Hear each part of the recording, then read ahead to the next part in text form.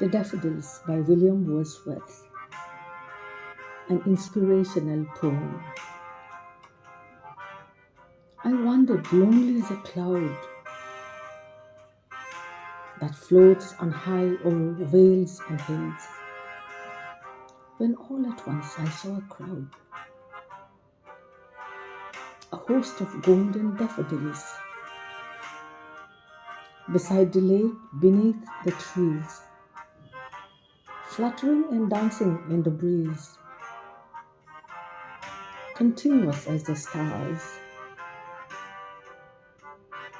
that shine and twinkle on the Milky Way. They stretched in never-ending line along the margin of a bay. 10,000 saw I at a glance, tossing their heads in sprightly dance. The waves beside them danced, but they outdid the sparkling waves in glee. A poet could not but be gay in such a jocund company. I gazed and gazed, but little thought what wealth the show to me had brought.